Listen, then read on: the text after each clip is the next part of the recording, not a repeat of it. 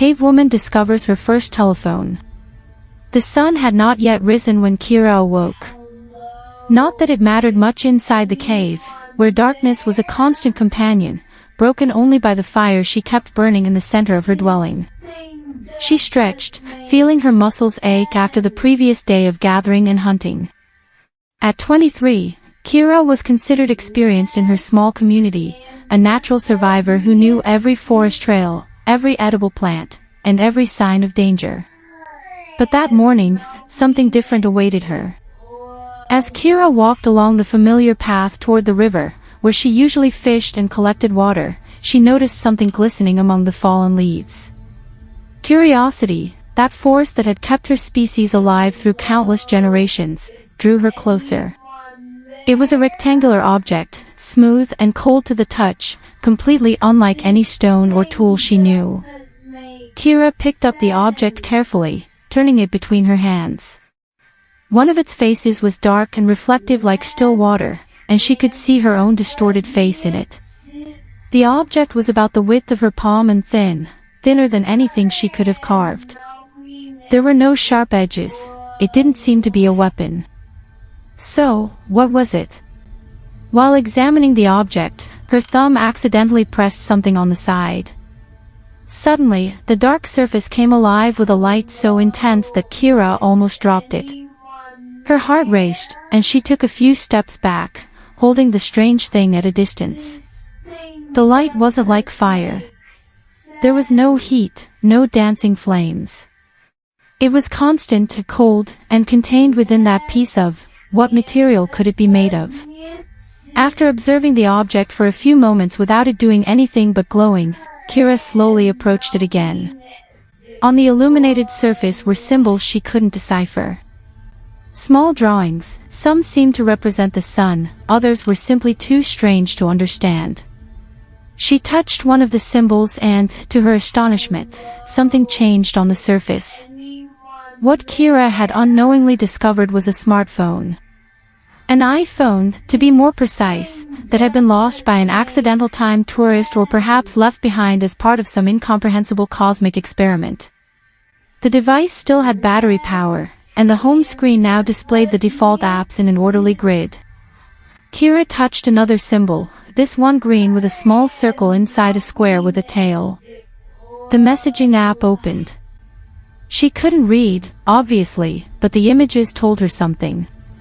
There were small bubbles with words inside, conversations from someone from another time. She touched the screen again and a keyboard appeared, full of even smaller symbols. Fascinated, she began to press the symbols randomly. Letters appeared at the top, forming meaningless sequences. To Kira, it was pure magic. Each touch created a different mark, like drawing in wet sand, but these drawings appeared and disappeared with disconcerting ease. She explored other symbols. One of them, red with a white triangle, opened something that showed moving images. Kira dropped the object on the floor, her heart racing again. Tiny people moved within that surface.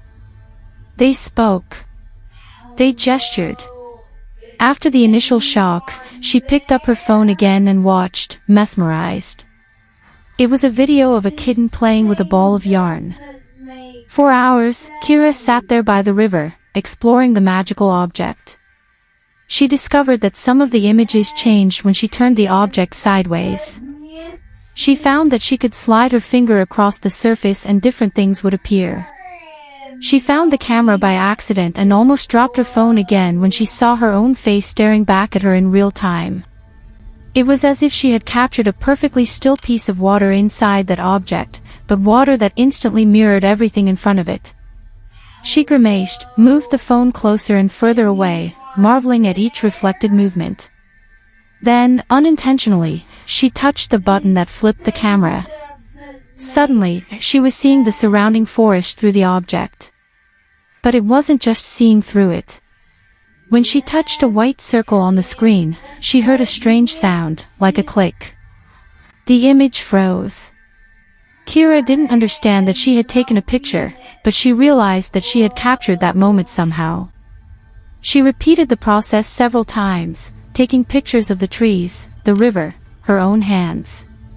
Upon further exploration, he discovered a gallery with dozens of photos of people and places he didn't recognize. People dressed in strange clothes, in front of impossible structures that seemed to reach the sky. There were photos from inside strange caves with lights everywhere and unknown objects.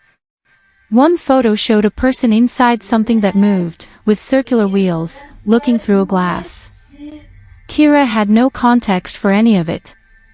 To her, those were windows to other worlds, perhaps other spiritual realms or places beyond death. The people in the photos smiled in ways she recognized, but everything else was alien. Buildings, cars, airplanes in the sky, all of it was simply impossible within her understanding of the world. She found the videos and watched, enchanted, a world she couldn't have imagined. People walking along wide, flat paths, smoother than any rock. Large, bright things moving quickly, carrying people inside them. Lights everywhere, even when the sky was dark. It was as if fire had been tamed and placed in small torches that didn't burn. Then, something extraordinary happened. While Kira was exploring the apps, she accidentally opened Spotify.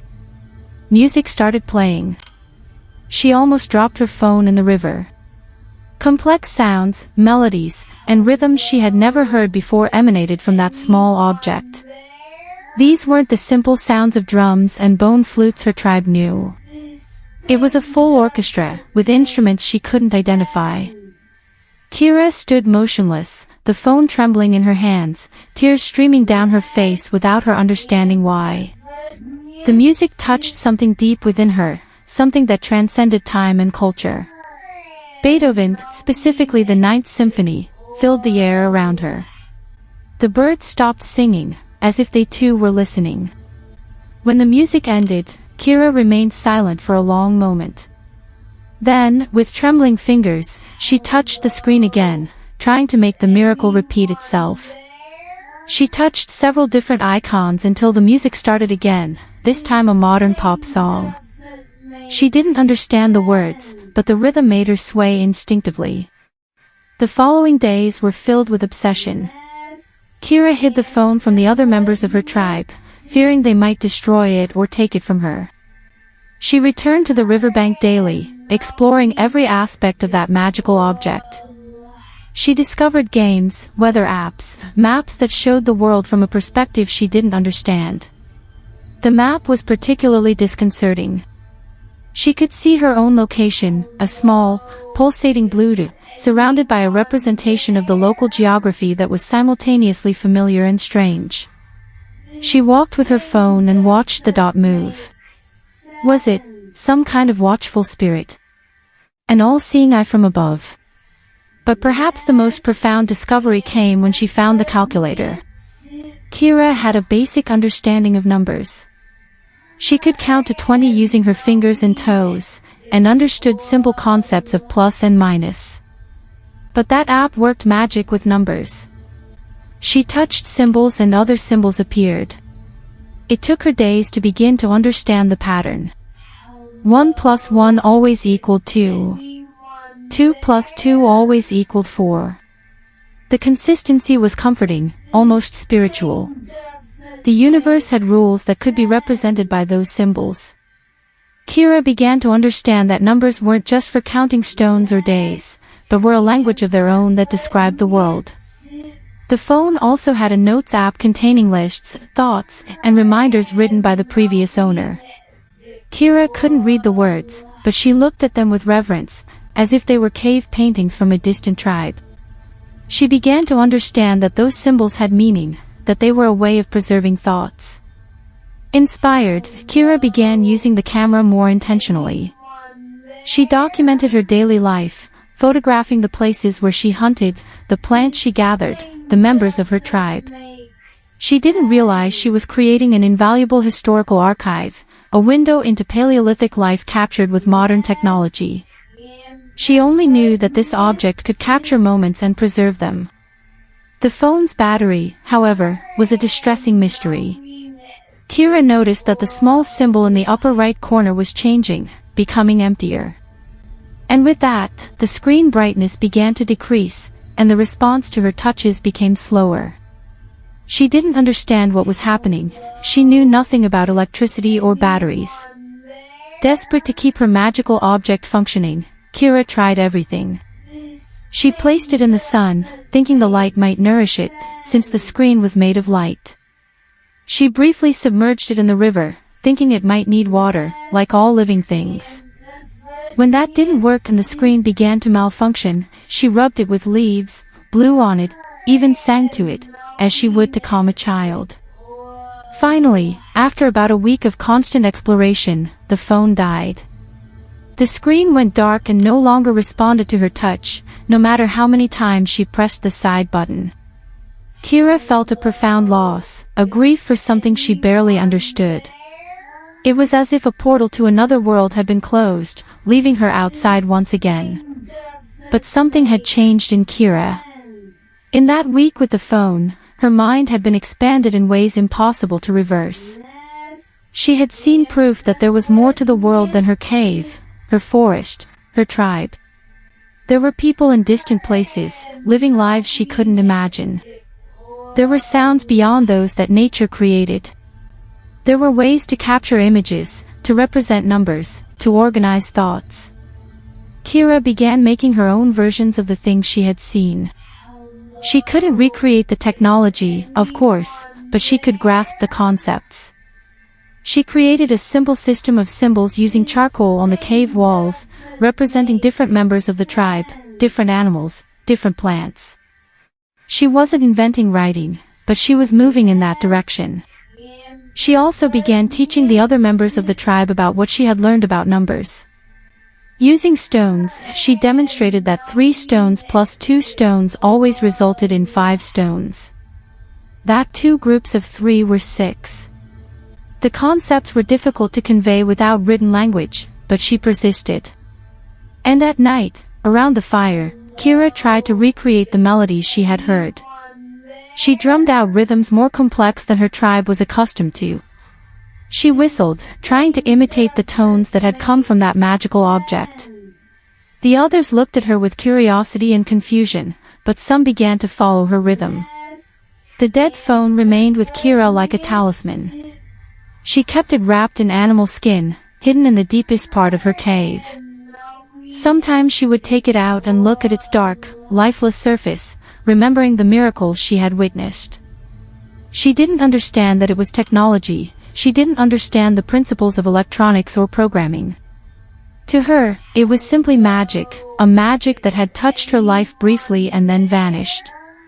Years later, when Kira was a respected elder in her tribe, she told stories about the magical object she had found. She described the moving images, the impossible sounds, the cold lights, the surface that captured perfect reflections.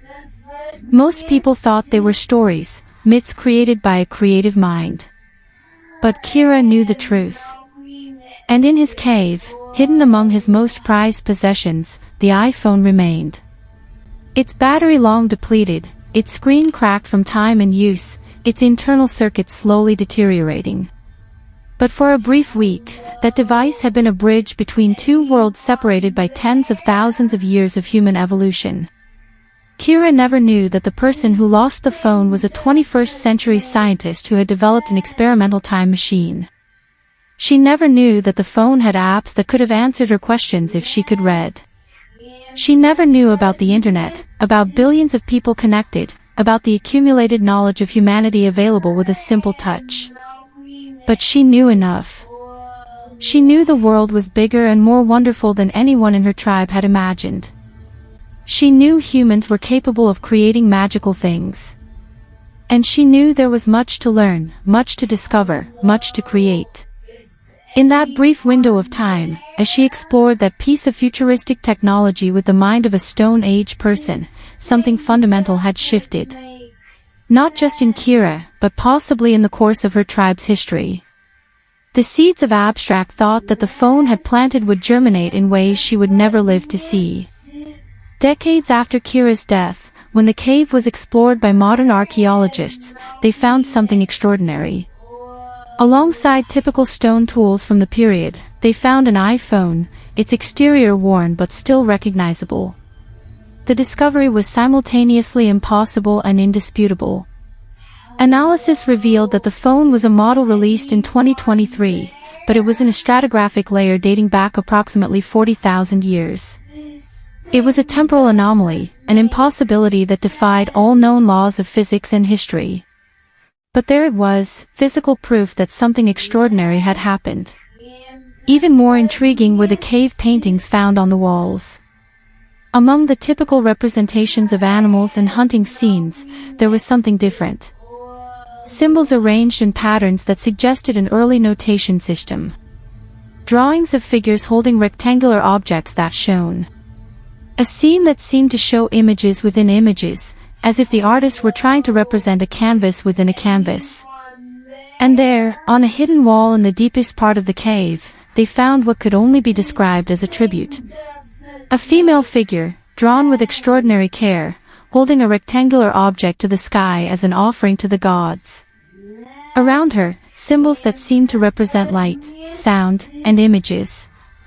It was the story of Kira, preserved in cave art by those who came after her, keeping alive the legend of the woman who had touched magic. The story of the cave woman who, for a brief week, had held the future in her hands and was never the same again. Scientists debated the discovery for years. Some claimed elaborate fraud, others proposed theories about time travel or quantum anomalies. But no rational explanation fit perfectly. The phone was real, the paintings were authentic, and the carbon dating didn't lie.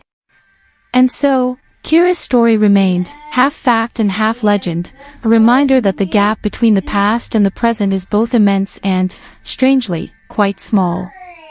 Because regardless of technology or era, human curiosity, the desire to understand and explore, remains constant. Kira had been, in essence, not much different from any modern person picking up a new device for the first time. She explored, experimented, marveled, and ultimately integrated what she learned into her understanding of the world. Technology has changed, but humanity, at its core, remains recognizable across the millennia. And perhaps that is the true lesson of history. No matter how advanced our technology becomes, no matter how different our lives are from those of our ancestors, we are still driven by the same essential curiosity, the same capacity for wonder, the same desire to understand and connect with the world around us. Kira, the cave woman with an iPhone, was not an anomaly. She was, quite simply, human.